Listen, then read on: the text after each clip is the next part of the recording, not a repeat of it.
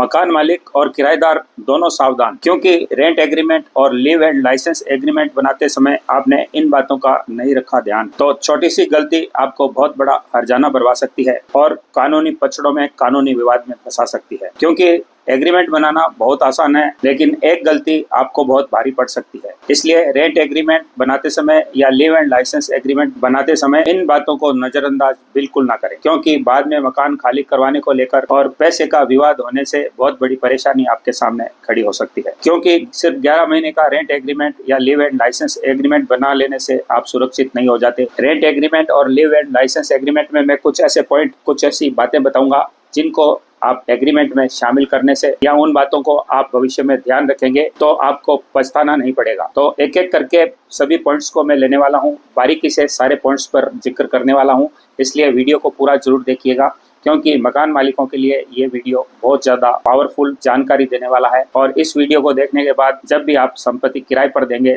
तो आपके साथ धोखा नहीं होगा। लीव एंड लाइसेंस एग्रीमेंट एक ऐसा एग्रीमेंट है जिस पर अगर आप संपत्ति को किराए पर देते हैं तो ये मकान मालिकों के लिए गेम चेंजिंग रूल साबित हो सकता है, भविष्य में उनके लिए तमाम खतरों को मिटा सकता है। और चूंकि रेंट एग्रीमेंट और लीव एंड लाइसेंस एग्रीमेंट में कोई बहुत ज्यादा फर्क नहीं है, बनाने का प्रोसेस भी सेम है, कई कंडीशंस भी उनमें सेम रहती हैं, डिपॉजिट मनी भी आप उसमें ले सकते हैं, किराए को बढ़ा सकते हैं, लेकिन इन दोनों के कानून और दोनों के एक्ट अलग हैं। मकान मालिक और किराएदारों के जो अधिकार हैं वो अलग अलग हैं। और चूंकि लीव एंड लाइसेंस एग्रीमेंट में मकान मालिक के फेवर को कानूनन रूप से अधिक और वजनदार बनाया गया है, किराएदार के अधिकारों को इसमें कम किया गया है। तो दोस्तों, अब इस वीडियो के जो लास्ट के पार्ट है, इसमें मैं आपको कुछ ऐसे टिप्स देना चाहूंगा, ऐसी कुछ जानकारी देना चाहूंगा, और इन पॉइंट्स को अपनाकर, इन टिप्स को अपनाकर मकान मालिक और किराएदार के जो आपसी संबंध है, जो रिलेशन है, वो हमेशा के लिए अच्छे बने रहेंगे और उनको समय समय पर किराया आता रहेगा और उनकी संपत्ति कभी विवादित नहीं बन पाएगी। तो इसके लिए मकान मालिक को यह ध्यान रखना चाहिए कि आपका जो भी किराएदार से लेन देन होता है उसकी हमेशा रिसिप्ट अपने पास रखें, और एक रिसिप्ट किराएदार को भी दें। अगर आप ऑनलाइन तरीके से किराए को लेते हैं तो उसकी डिटेल अपने पास सुरक्षित रूप से रखें। किराएदार से संपत्ति को लेकर कभी आपकी व्हाट्सएप पर कोई चैट हुई हो, कोई मैसेंजर पर चैट हुई हो, तो उसका रिकॉर्ड अपने पास सुरक्षित रखें। इसके अलावा rent agreement, leave and licence agreement में इस बात को भी मेंशन जरूरी रूप से करें कि आपकी संपत्ति का किराएदार के रहते वक्त मेंटेनेंस कौन करेगा, उस पर खर्च कितना आएगा, ये सारी बातें स्पष्ट तौर पर रेंट एग्रीमेंट या लीव एंड लाइसेंस एग्रीमेंट में आपको दर्ज कर देनी चाहिए। इसके अलावा लाइट और पानी के जो बिल आएंगे उनको किराएदार भरेगा या मकान मालिक भरेगा, किस प्रकार से उनको भरा जाएगा। इसके अलावा रेंट एग्रीमेंट को कितना बढ़ाया जाएगा, कितनी टर्म्स के बाद वो कितने % बढ़ेगा, ये सारी बातें आपको स्पष्ट तौर से उसमें लिखवा देनी चाहिए। किराएदार को संपत्ति खाली करने को कहा जाएगा तो उसके लिए उसको नोटिस किस प्रकार दिया जाएगा, कितने समय के पहले दिया जाएगा, और अगर किराएदार उस संपत्ति को खाली करना चाहता है तो मकान मालिक को किस प्रकार, कितने समय पहले को नोटिस देना होगा। ये तमाम जरूरी बातें भी, जो छोटे छोटे पॉइंट है, आपको रेंट एग्रीमेंट या लीव एंड लाइसेंस एग्रीमेंट में दर्ज कर देने चाहिए। इसी प्रकार अगर संपत्ति का कोई इंश्योरेंस किया गया है या किराएदारी के तहत किराएदार को इंश्योरेंस करवाता है तो उसका प्रीमियम कौन भरेगा, किराएदार भरेगा या मकान मालिक भरेगा, इन बातों को आपको स्पष्ट तौर से उसमें दर्ज करवा लेना चाहिए। इसके अलावा मकान मालिक समय समय पर उस संपत्ति को निरीक्षण कर सकेगा, आकर देख सकेगा कि उसमें कोई चेंज तो नहीं किए गए हैं, कोई बदलाव तो नहीं किए गए हैं। ये सारी बातें इंस्पेक्शन के तौर पर मकान मालिक आकर कर सकेगा, इस बात को भी ऐड कर देना चाहिए। एक बात और देखी गई है कि कई किराएदार किसी व्यक्ति से कम किराए पर किसी भी संपत्ति को उठा लेते हैं, यानी कि किराएदार बन जाते हैं और उस संपत्ति को आगे सबलेट कर देते हैं, यानी कि अन्य व्यक्ति को किराए पर दे देते हैं। तो इसके लिए मकान मालिक को किराएदार को पाबंद कर देना चाहिए, उसमें स्पष्ट तौर से लिखवा देना चाहिए कि वह उस संपत्ति को किसी अन्य को किराएदार रख नहीं सकेगा, न ही सबलेट कर सकेगा और न ही उस संपत्ति का कोई पहचान या ऐसा कोई सेल एग्रीमेंट बना सकेगा। कई जगह ऐसा देखा गया है कि व्यावसायिक तौर पर कोई संपत्ति को किराए पर लेते हैं और बाद में लेता तो कोई अन्य व्यक्ति है, लेकिन उस संपत्ति पर अन्य किराएदार को वो रख लेते हैं, अपना भागीदार बना लेते हैं, व्यवसाय में एक तरह से पार्टनर बना लेते हैं। तो आपको इस बात को मेंशन जरूर करना चाहिए कि संपत्ति को कौन व्यक्ति किराए पर लेगा, किराया कौन देगा और उस संपत्ति पर व्यवसाय किस प्रकार से करेगा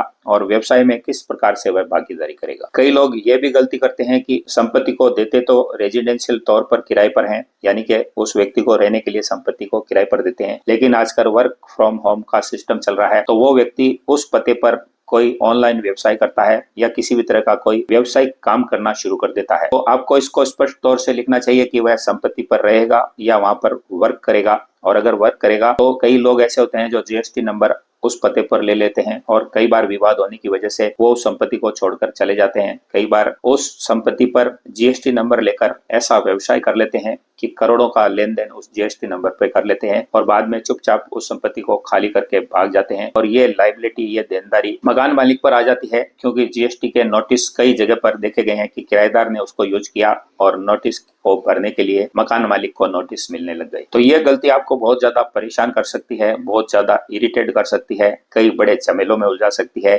कोर्ट कचहरी के चक्कर लगवा सकती है और लाखों रुपए का हर्जाना भरवा सकती है। तो स्पष्ट तौर से जीएसटी के बारे में जिक्र अपने रेंट एग्रीमेंट या लीव एंड लाइसेंस एग्रीमेंट में जरूर करें। जैसे ही आप रेंट एग्रीमेंट बनाएं या लीव एंड लाइसेंस एग्रीमेंट बनाएं, अगर 11 महीनों की अवधि के लिए आप उसको बनवा रहे हैं तो उसको नोटरी पब्लिक से तस्दीक करवा लीजिए, उसको नोटरी पब्लिक करवा लीजिए और 2 गवाहों की गवाही भी उसमें अनिवार्य रूप से करवाकर उनके आधार कार्ड, पैन कार्ड भी लेकर रख लीजिए। और अगर 11 महीनों से अधिक का आप रेंट एग्रीमेंट बनवा रहे हैं या लीव एंड लाइसेंस एग्रीमेंट भी बनवा रहे हैं तो फिर उसको आपको रजिस्टर्ड करवाना अनिवार्य होगा और आपको संबंधित सब रजिस्ट्रार ऑफिस में, निबंधक ऑफिस में जाकर उसको प्रॉपर स्टाम्प ड्यूटी चुकाकर रजिस्टर्ड करवा लेना चाहिए। अब ये जो रजिस्टर्ड करवाने की कार्रवाई है वो अलग अलग राज्यों में, हमारे देश में अलग अलग है। कहीं पर स्टाम्प ड्यूटी बहुत ज्यादा लगती है, कहीं पर स्टाम्प ड्यूटी नाम मात्र लगती है। तो ये स्टेट वाइज होती है और स्टाम्प ड्यूटी को आपको संबंधित सब रजिस्ट्रार ऑफिस में पता कर लेना चाहिए कि आप किस राज्य से रहते हैं और आपके राज्य में क्या स्टाम्प ड्यूटी लगती है। रेंट एग्रीमेंट को आप कैंसिल नहीं कर सकते, अपनी मर्जी से नहीं कर सकते, उसके लिए आपको एक कानूनी प्रोसेस है, उसको पूरा करना होता है। और इसके लिए अगर आपको लीव एंड लाइसेंस एग्रीमेंट बनवाना है या उसका फॉर्मेट चाहिए, हमारे यहाँ विशेषज्ञों की टीम है। आपके कहे अनुसार, आपकी कंडीशन के अनुसार, आपकी शर्तों के अनुसार अगर आप व्हाट्सएप पर मैसेज करेंगे, जो कि डिस्क्रिप्शन में हमारा कॉन्टेक्ट नंबर दिया गया है, तो नॉमिनल शुल्क पर ये आपके घर में, आपके मोबाइल पर हमारे द्वारा बनाकर भेज दिया जाएगा। तो दोस्तों,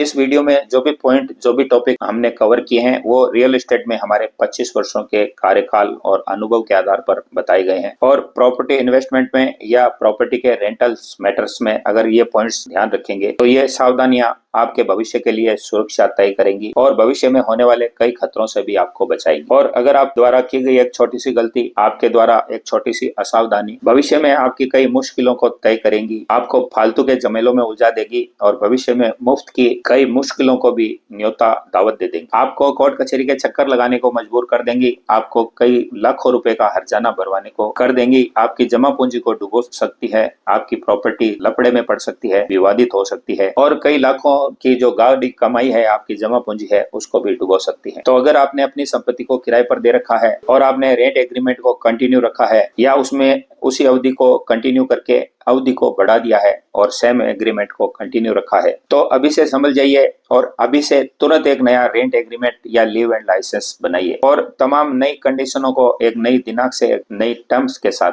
बनाइए। और दोस्तों, मैं फिर से आपको कहना चाहूंगा कि एक फुलफिल विशेषज्ञों के द्वारा तैयार किया गया रेंट एग्रीमेंट या लीव एंड लाइसेंस आप अगर बनवाना चाहते हैं तो हमारे विशेषज्ञों की टीम के कॉन्टेक्ट नंबर डिस्क्रिप्शन में हमारे दिए हुए हैं, उस पर व्हाट्सएप मैसेज करके आप बनवा सकते हैं या फॉर्मेट भी आप मंगा सकते हैं, उसको आप एडिट करके काम में ले सकते हैं। इसके लिए हमारी टीम के द्वारा कुछ नॉमिनल चार्ज आपसे लिया जाएगा। और एक बात और मैं कहना चाहूंगा कि काफी लोग चैट जीपीटी से या ऑनलाइन तरीके से किसी भी रेंट एग्रीमेंट या लीव एंड लाइसेंस एग्रीमेंट को डाउनलोड कर लेते हैं और उसमें अपनी जरूरी कंडीशन को डालकर ये समझ लेते हैं कि उन्होंने एक फुलफिल रेंट एग्रीमेंट या लीव एंड लाइसेंस एग्रीमेंट बनवा लिया है। तो ये बात भी आपके लिए बहुत बड़ी घातक साबित हो सकती है, क्योंकि किसी भी रेंट एग्रीमेंट में अगर एक छोटा सा पॉइंट भी आपने गलत दर्ज कर लिया तो वो भविष्य में आपको बहुत बड़े नुकसान के स्वरूप आपको बहुत बड़ी तकलीफ में डाल सकता है। इसलिए किसी विशेषज्ञ की देखरेख में ही अपने रेंट एग्रीमेंट या लीव एंड लाइसेंस एग्रीमेंट को बनवाइए। तो इस वीडियो में इतना ही। ये वीडियो बहुत ज्यादा हेल्पफुल, बहुत ज्यादा जानकारी देने वाला और मकान मालिकों के लिए बहुत ज्यादा फेवर का एक वीडियो था, इसलिए इस वीडियो को दोस्तों लाइक जरूर करिए। हमारे चैनल से अभी तक आप नहीं जुड़े हैं तो इस चैनल को सब्सक्राइब करके बेल आइकन बटन और हाइप का बटन जरूर पुश करें और इस वीडियो को अपने जानने वालों में, अपने मित्रों में और उन व्यक्तियों में जो संपत्ति को किराए पर देते हैं फॉरवर्ड जरूर करिए, शेयर जरूर करिए। आपके द्वारा किया गया एक शेयर कई लोगों की, कई मकान मालिकों की सुरक्षा कर सकता है और उनके लिए फेवर का और फायदेमंद हो सकता है। तो मिलते हैं नए टॉपिक, नए कंटेंट और एक नए वीडियो के साथ। तब तक के लिए नमस्कार, अपना ध्यान रखिए। जय हिंद, जय भारत।